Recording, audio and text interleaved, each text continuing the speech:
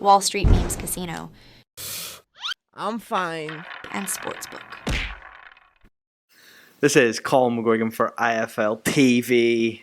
Delighted to be joined by Eduardinho in the Kingdom of Saudi Arabia. Edward, you've only just arrived, right? Got in yesterday. I actually missed my flight yesterday. Took me 3 hours to get from Essex to Heathrow. All kinds of problems on the M25, don't get me started. And missed my flight. I think it's the second flight I've missed in 14 years. Lucky there was one a couple of hours later. Got in last night. Pleased to be here. Feels like home, I've got to be honest. You know, we've been here so much. We're here again in 2 weeks. Everybody so welcoming here as always. Ring of Fire everywhere. Massive night for boxing, really. Some of our guys as well, and obviously Usyk and Fury, undisputed heavyweight world championship. It's pretty much, you know, the coup de grace of the sport. So I'm looking forward to being here as a promoter for Joe Cordina and Jai Opetaia, and also to help push the show wherever I can. But obviously as a fan, to be honest with you, for the main event, just watching those two duke it out for all the gold.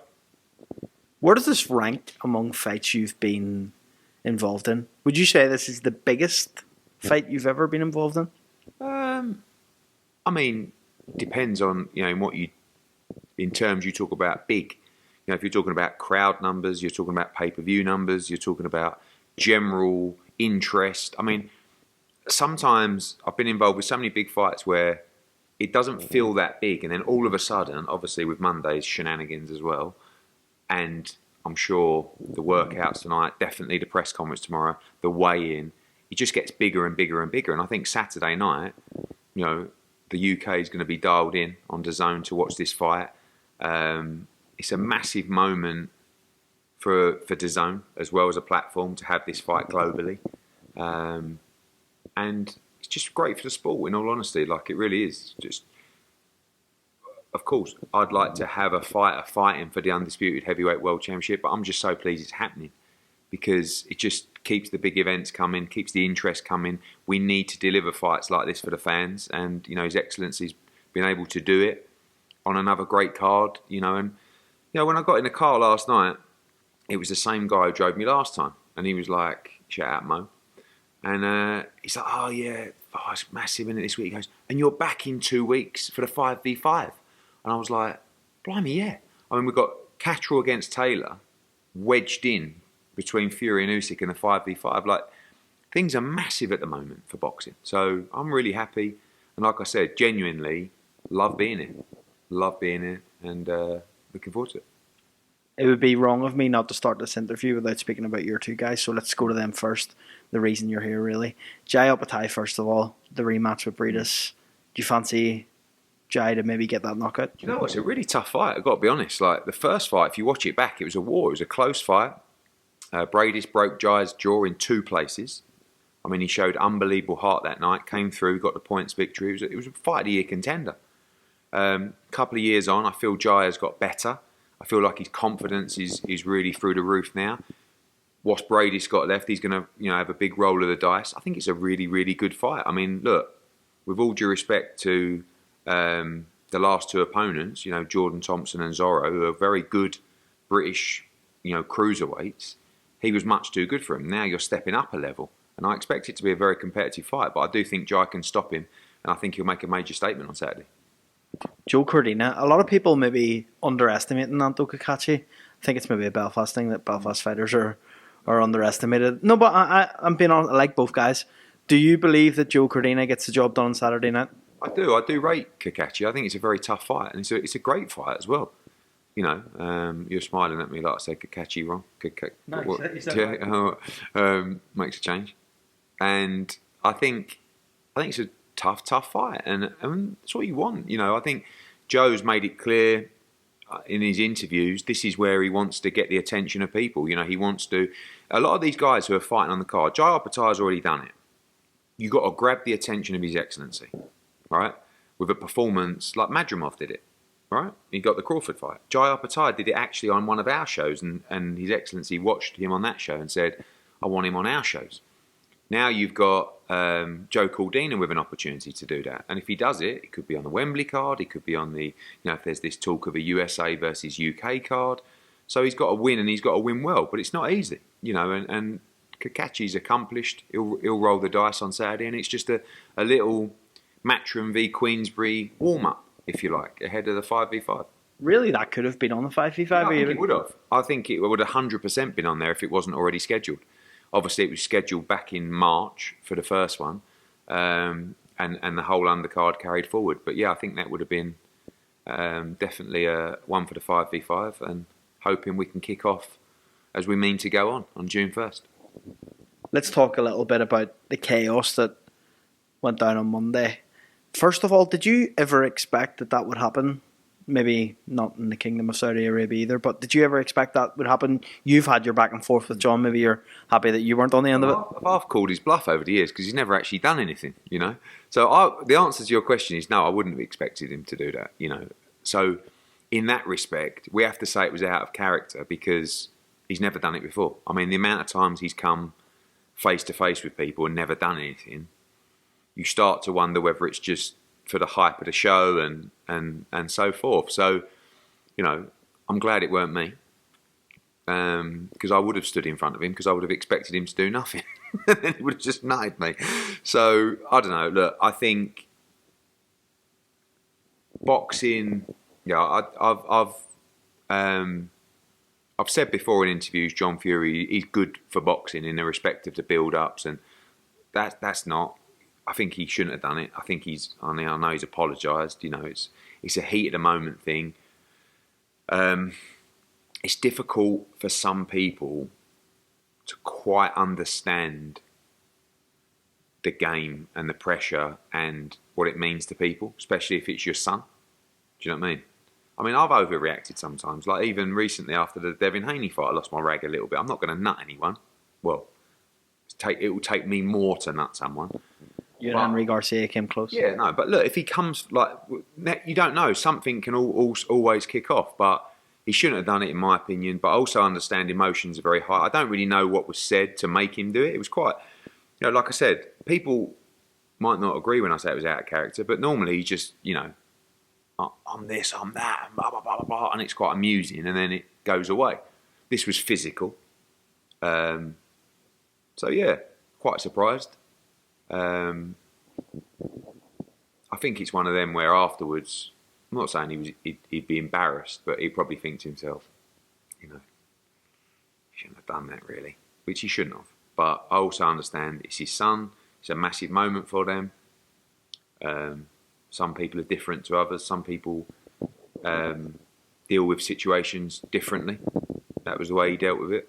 I think he's apologised and it was wrong, but tempers are afray, and it's higher stakes this week. There's going to be a lot of people losing their shit over the next few days and on Saturday night. You're going to come probably across him face to face at some point this week. Will you speak to John Fury in terms of the comments that have been back and forth between you guys over the years? I saw him at the where did I see him? Garner fight or Tommy Fury fight? I've spoken to him a couple of times. It's always been all right with me. I think sometimes we give our honest advice on things that he won't agree with. That's why sometimes they don't like Talk Sport, because Simon Jordan's giving his opinion or Carl Froch is giving his opinion and he don't like his opinion. And his way to deal with that opinion is confrontation and to meet it head on. Whereas others might be say, fuck off, mate, or whatever. But no, I don't. I mean, I've said on numerous occasions, I do think he's funny, I do think he's amusing, and I do think he's good for the general hype of the show. That, maybe not so. But boxing's boxing's just a mad one. I feel like it's getting madder and madder every week at the moment. I mean, God knows what's going to happen on Catchall Taylor next week. You've got this to get out of the way. Then you've got the 5v5. You've got Ryan Garcia, the whole Haney situation. You've got Connor, you've got you. I mean, it's going mad. Everyone's talking about it. Sometimes we just got to keep a lid on it a little bit and make sure that we can, I think people look, kids look at this kind of stuff as well, and we've got to make sure that we set a good example of a great sport. But as I've always said, boxing's not normal. You can't expect these people just to behave 100% normal all the time, because you're putting them in situations, you know, and I'm doing it as well. You know, we're putting fights together, head to head. Sue said this, he said that, face-offs with Addy. Like, you're about to fight this guy, you know? So, yeah.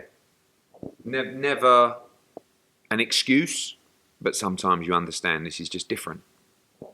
What did you make of Carl Froch's comments about John Fury? Do you think that potentially, if they do see each other, it could come to blows?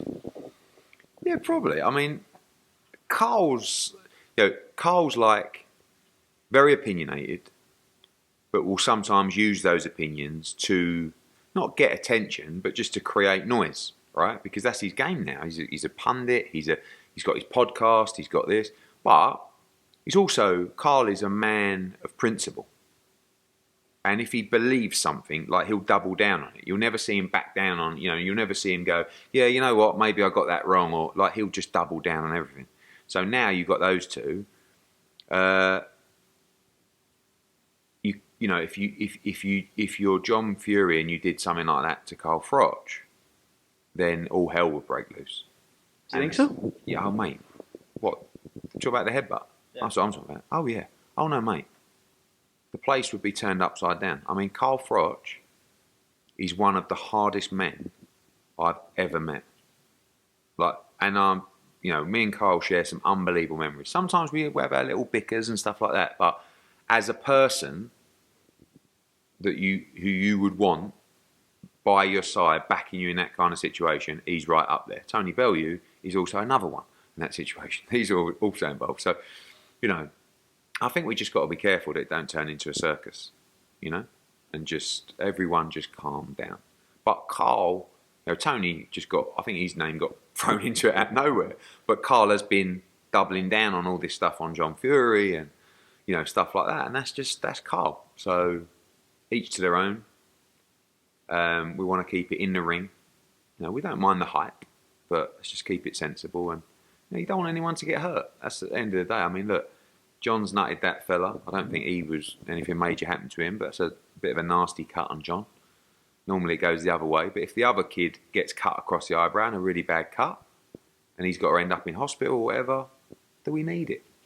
I'm more of an advocate for peace these days. I like hype, but I don't want anyone to get hurt in and out of the ring, you know? Like, life's too short. We should be kind to each other, but it's also a game, a crazy little world that we're in, and people want blood, but people want hype. You know, I'm sure your numbers have gone through the roof from that. It's going to drive the pay-per-view, but there's a way to do it and there's a way not to do it, and I think that just went over the mark. It's over, we move on, and we'll see what happens on Saturday. Eubank, he's actually just came for you in a tweet there recently as well. He said that, I think you've seen it, but what's... I mean, we also live in a game of complete hypocrisy, like unbelievable levels. He reposted what Gervonta Davis said about me. The thing is about Gervonta Davis, he has no fucking idea. Like, he just hears something, someone tells him something, and as far as he's concerned, that's 100% knowledge. And Eubank reposted that, and I just said, you know, the reality of the Conor Benn situation, which is 2 years now, I mean, it's fucking ridiculous, the whole thing, but anyway, is we waited on a decision. People say, oh, you let Conor Benn proceed. No. The tests, I don't know how many times I've got to say this, the tests go to the commission for them to decide what is going to happen. And, you know, Eubank comes out, oh, yeah, you did this, you did that. This is the guy that was, saw all the test results, with his promoter went to the doctor to get their thoughts and analysis and said, we are absolutely 100% fine to proceed with this fight. Tough, because contractually we have to wait for the commission to make their decision, right? Then, when the fight was over, he came back and asked for £1 million for the fight to go on anyway. When we said, no way, the fight's off, the commission have said it's off. So you talk about unbelievable hypocrisy, and he you know, what's he do? Eubank, nothing, messing around, turned down a chance to fight Conor Benn on numerous occasions for double the money he was offered for the first fight. Anyway. That's Chris Eubank, but Yeah, I mean, it's non-stop, really. You've got Ryan Garcia, you've got Eubank, you've got Gervonta Davis, you know. But not a lot of people actually want to sit down and digest facts. Can you make Benn-Eubank, and is Ben going to be back soon? What's the situation? As of now, you know, there's so much that I want to say on the Conor Benn situation, but now there's this hearing and case going on. I don't want to put him in a difficult position. He has been suspended again after being cleared, and I had this argument with him all the time. He wasn't cleared. He was just cleared to fight. I'm like, fuck me, that's cleared. But anyway, that's another conversation. And we think that is unreasonable, and he will be taking up that position with his legal team. As I said before, it's 2 years nearly since the test. So at this stage, it's just like, look, just do whatever you've got to do to get back in the ring, because if you keep fighting this, there's people that are hell-bent on not allowing you to fight. So sometimes you just have to, unfortunately, give in to the system. It's over to him. He's dealing with it. I can't say any more other than I think it's the wrong decision, but we will see. Gervonta Davis, when I was in... That's all you cause all the trouble. I simply asked a What question. about Eddie Hearn? What about Eddie Hearn?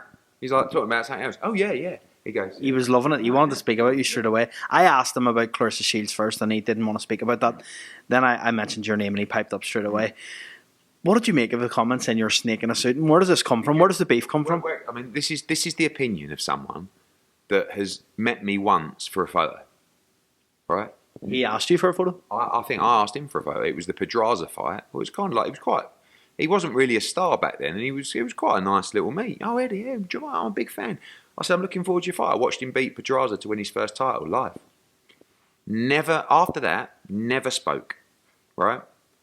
Yet you want to forge an opinion of someone based on what? Based on what people have been filling your little head with for so long.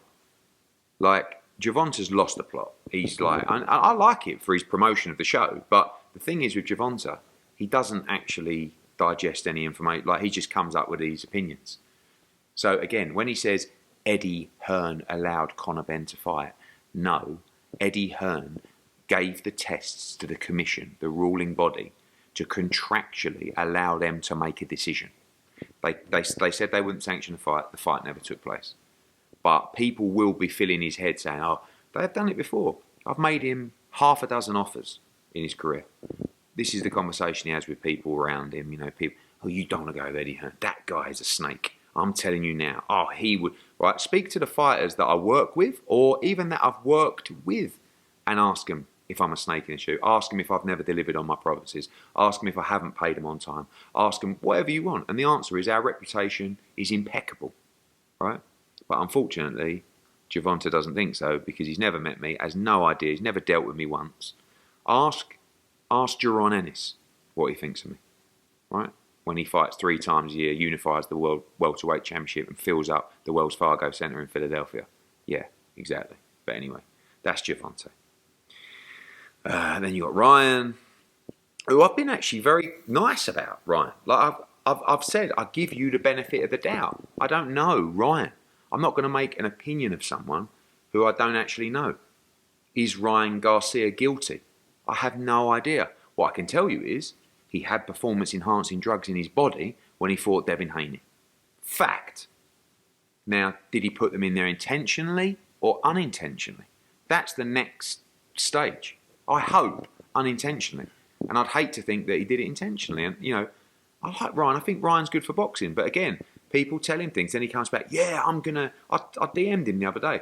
So I don't think you actually listen to my interviews, do you? Because he comes out like, yeah, Eddie Hearn's behind this. I mean, fucking hell. It's like, oh my God. And I'm gonna expose him. It's like, mate, do what you want. But understand this. I really hope you've been unlucky in some way. And I truly believe some fighters, when they fail tests, are unlucky. I believe in contamination through supplements. I believe in contamination through food. But unfortunately, as we're finding with Conor Benn, it's not just a case of, you know, tests show it's a tiny amount. You know, all this kind. Like, he's going to have to go before the New York State Athletic Commission. If he deliberately cheated, then that's terrible. And I hope he didn't. But he deserves the opportunity to be heard at that trial, and he'll get that opportunity. It's not my fight. It's not my test. It's nothing to do with me. I just turned up at the presser and turned up to watch Devin try and win a fight he lost. And if you're Devin Haney right now and you fought a guy who came in 3.5 pound overweight and had performance-enhancing drugs inside his body, you're probably not feeling that great about the situation, in all honesty. Did he reply to your DM? No. He saw it, left me on scene. You do that quite a bit. Yeah, I do it to you. Haney situation. What is going on with Devin Haney? What's conversations you've had with him? You've seen the stuff. He's instructed counsel to write to the New York State Athletic Commission. He wants Ryan Garcia to be disqualified. Look, you know I'm Team Haney. For me, disqualifying Ryan Garcia and giving Devin the victory, I'm not sure how I sit with that, in all honesty.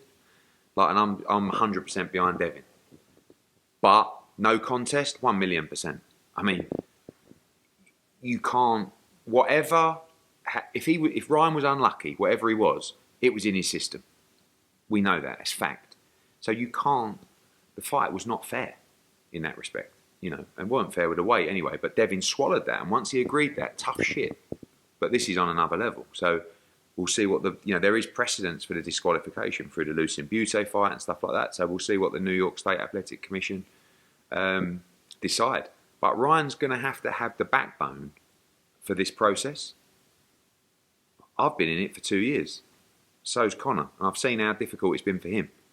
So hopefully his team can support him and they can come through it.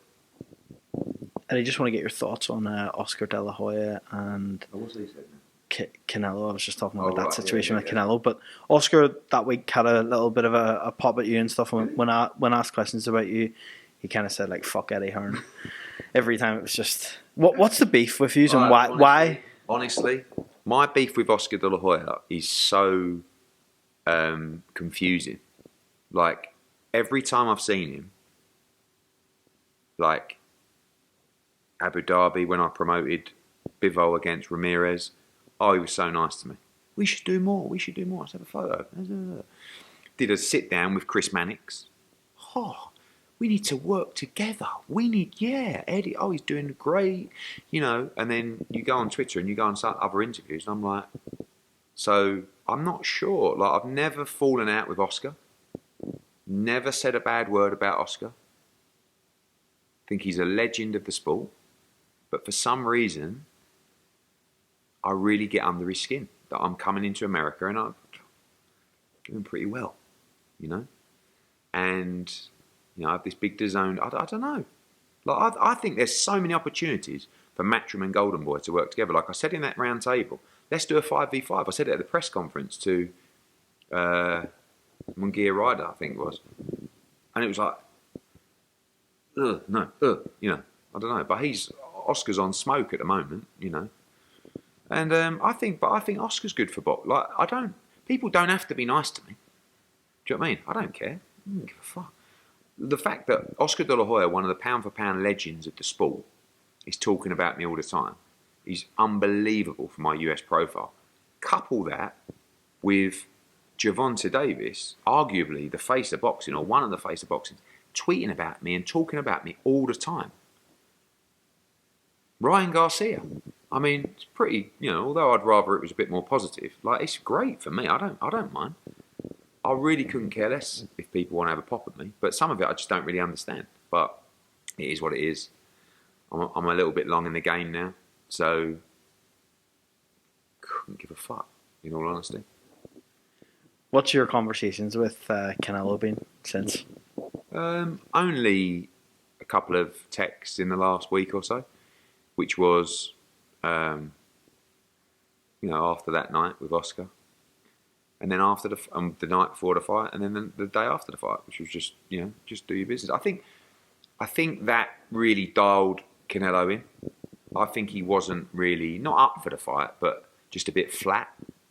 Because I think he's a bit flat in general now. It takes a lot for him to get really up for it, and I think that stuff with Oscar really got him up for it. And I think it probably cost Munguia a few rounds, to be honest with you. Because I think he would have dialed in and he would have really wanted to win that fight. I mean, he would always want to win. But, he cannot stand Oscar De La Hoya. Like, horrific. I asked Canelo, would he work with you again? you actually share the response. You always share the good ones, don't you? Of course.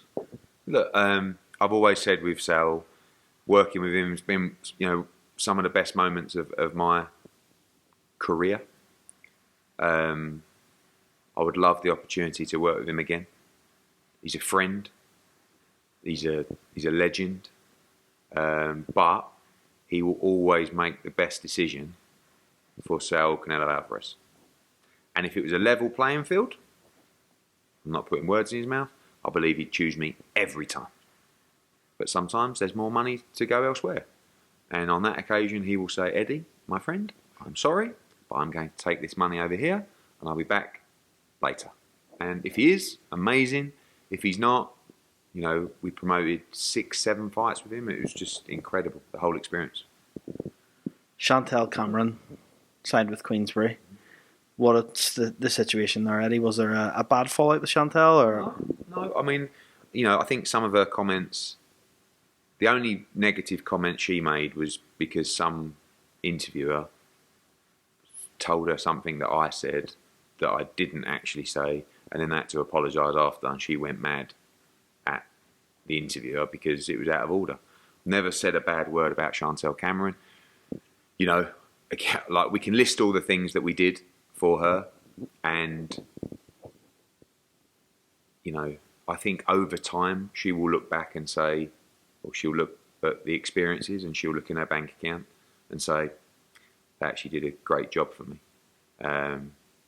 Whether she thinks we pushed her hard enough promotionally, sometimes the fighter's got to want to do things, got to want to put themselves out, and she's done brilliantly. She's a really exciting fighter. I wish her all the best.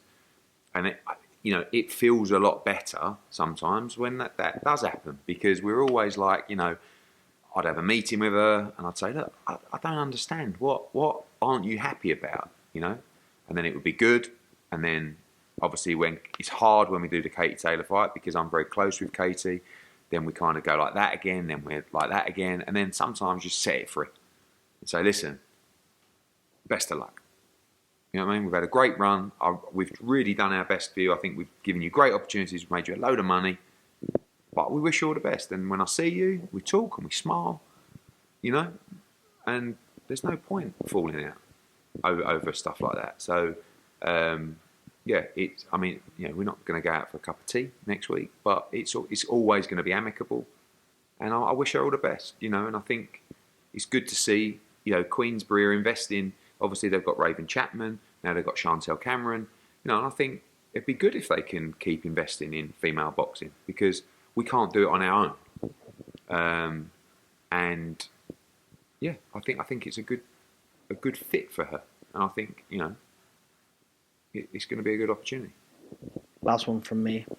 Will you be there when Katie Taylor squares off with Amanda Serrano and the Jake Paul-Mike Tyson undercard? You'd have to kill me to stop me from going to a Katie Taylor fight.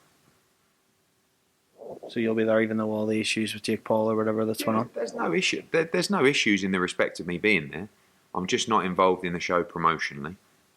Not because that, and by the way, they didn't request that. There's all this kind of sharing of content at the moment going around to stop the politics. Obviously, that's not being shared, that fight. But I am behind Katie 1,000,000%, and I will be there to see her obtain another great victory on July 20th. Edward, always a pleasure, my friend. And you, Cole. See you tonight probably for another interview.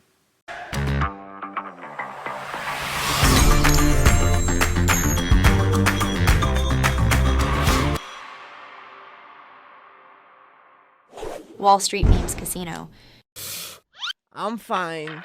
and Sportsbook.